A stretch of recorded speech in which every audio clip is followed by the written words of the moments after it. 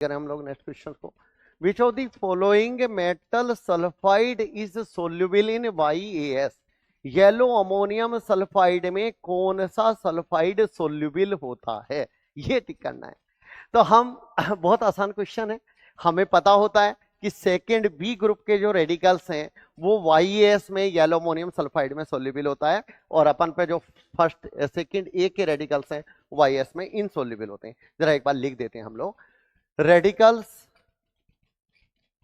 लिख सकते हैं sulphide of second A radicals are insoluble in yellow ammonium sulfide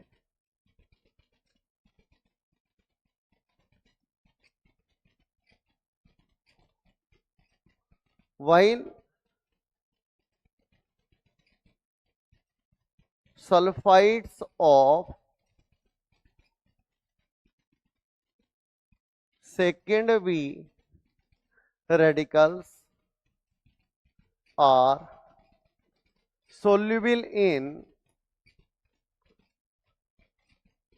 yellow ammonium sulfide।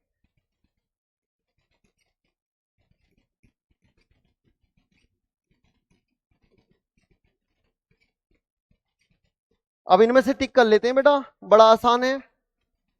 HgS second A group sulphide, second A group sulphide,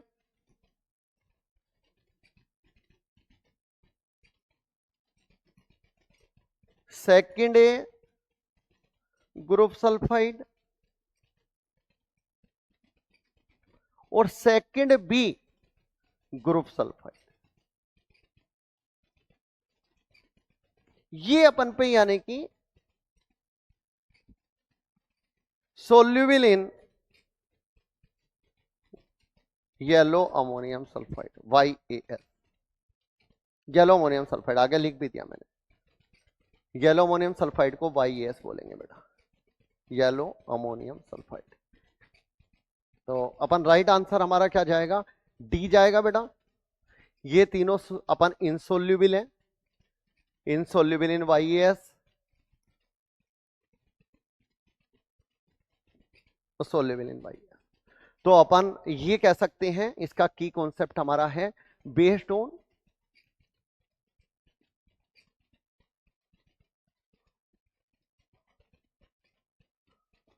difference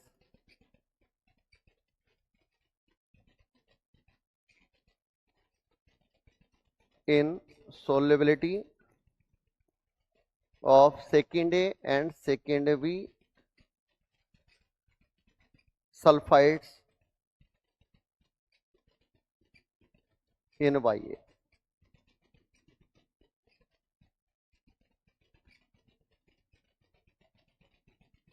ठीक है, तो right answer हमारा D जा रहा है, जो कि अपन सेलेक्ट करना था कि कौन सा YaS में सोल्यूबल है। सेकंड बी के जो अपन सल्फाइड्स होते हैं, सेकंड बी ग्रुप के जो रेडिकल्स होते हैं उनके सल्फाइड्स अपन YaS में सोल्यूबल होते हैं, जबकि सेकंड ए के जो अपन रेडिकल्स होते हैं उनके sulphide YaS yellow ammonium sulphide में इनसोल्यूबल होते हैं।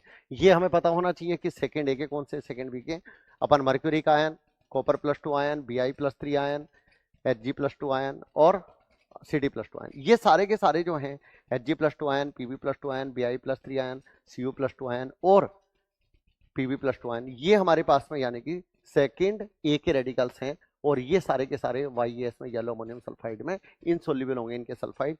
और जो Sb2S3 है, Sn+2 है, Sn+4 है, ये हमारे पास में सेकेंड बी के हैं। ये अपन पे यानी कि सेकेंड बी के रेडिकल जो होते हैं उनके सल्फाइड हमारे पास YaS येलो अमोनियम सल्फाइड में सोल्यूबल होते हैं।